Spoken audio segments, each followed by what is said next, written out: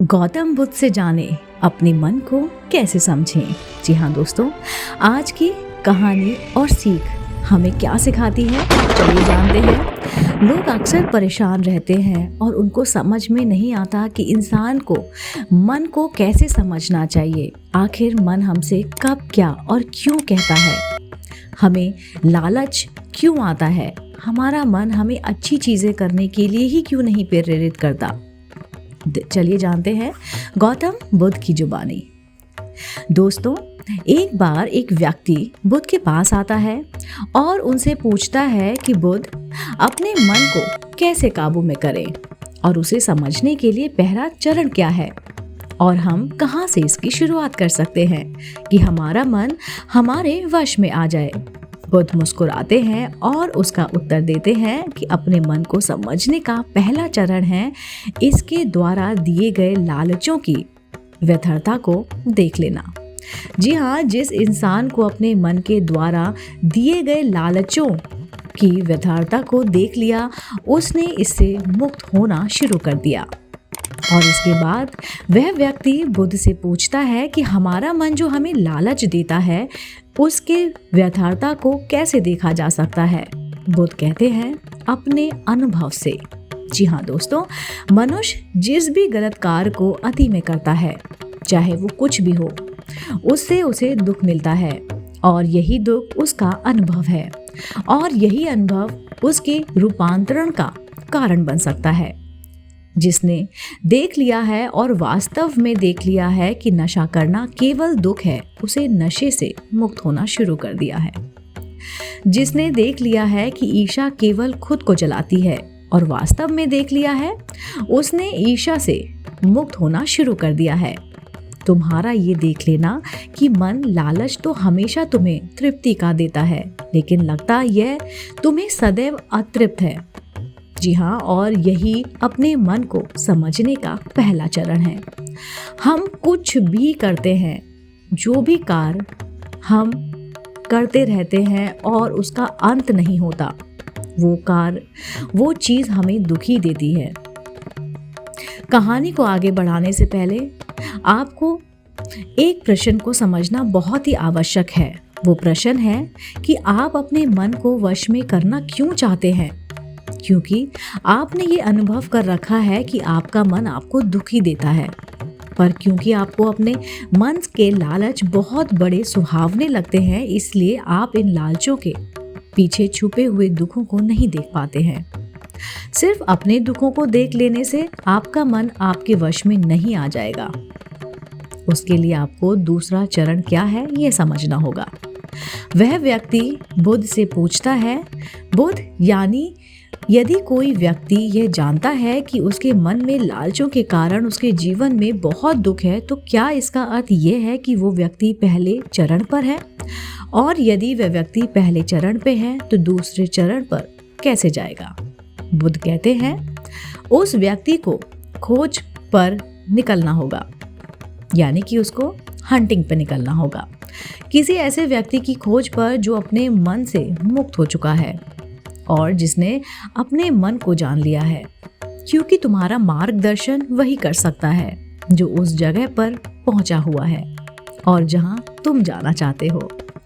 दोस्तों, यहाँ पर एक बात समझनी बहुत ही आवश्यक है कि खोज पर निकलने का अर्थ यह नहीं है कि आप सन्यासी बन जाएं, बल्कि खोज पर निकलने का अर्थ यह है कि कोई ऐसा व्यक्ति, कोई भी ऐसा व्यक्ति खोजना जो आपका मार्गदर्शन कर सके।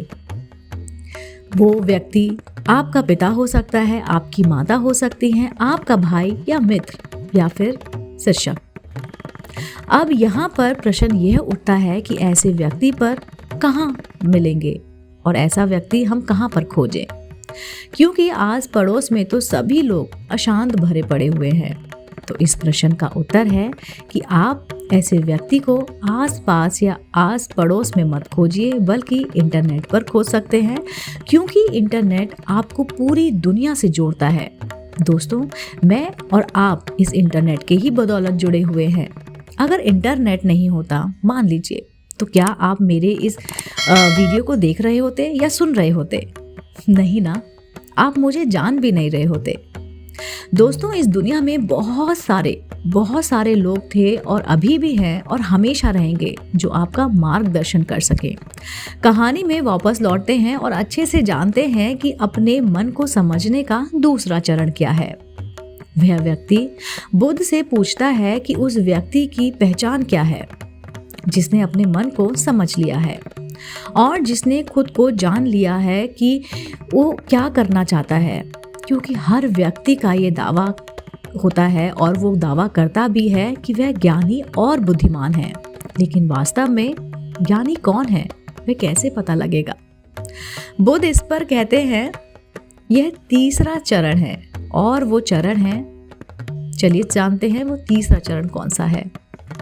सुनना ही अपने मन को समझने का तीसरा चरण है, जो मेरे ऑडियंस या मेरे सब्सक्राइबर्स जो मुझे सुन रहे हैं। इसके बाद वह व्यक्ति बुद्ध से पूछता है कि क्या देखकर यह पता नहीं लगाया जा सकता, क्योंकि आपको देखकर ही पता लगता है कि आप एक महात्मा हैं। बुद्ध कहते हैं कि देखने में तो कोई भी व्यक्ति बहुत शांत लग सकता है, लेकिन भीतर से वे क्या है यह उसके शब्द ही बता सकते हैं। लेकिन ध्यान रहे कि शब्दों पर भी विश्वास एकदम से नहीं कर लेना चाहिए। किसी भी बात पर विश्वास इसलिए कर लेना है कि उसे मैंने कहा हुआ है या किसी महात्मा ने बोला हुआ है।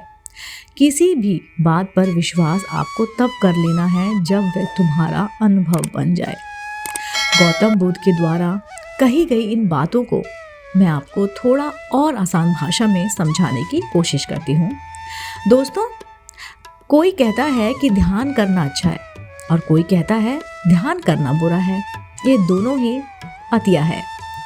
अगर आप अभी ध्यान को अच्छा मानते हैं तो आप बहुत ही जल्दी उसे बुरा मान जाएंगे और यही हमारे मन की चाल है। तो अब आपके मन में सवाल उठ रहा होगा कैसे? तो इसका उत्तर है कि ध्यान की शुरुआत में आपको आनंद नहीं मिलेगा, बल्कि बोरियत महसूस होगी। और आपका विश्वास क्या कहता है कि ध्यान अच्छा है, लेकिन आपको अनुभव क्या कहता है या अनुभव क्या हो रहा है, ध्यान बोरियत भरा है।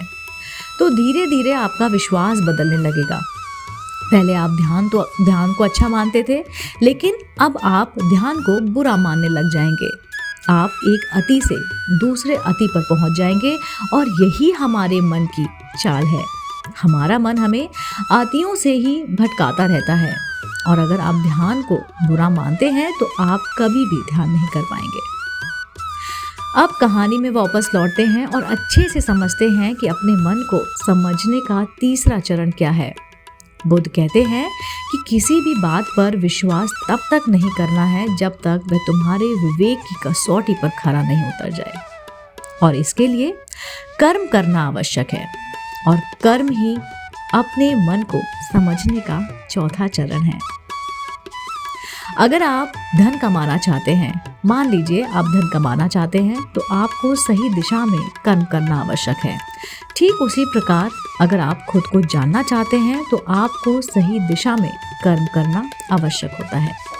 वह आदमी बुद्ध से पूछता है कि सही दिशा में कर्म करते वक्त आदमी क्या गलती कर सकता है। बुद्ध कहते हैं कि वो सिर्फ 2 गलतियां कर सकता है। पहली गलती है शुरुआत ना करना और दूसरी गलती है पूरा रास्ता तय ना करना। और इन दोनों गलतियों के पीछे हमारे मन की ही चाल होती है।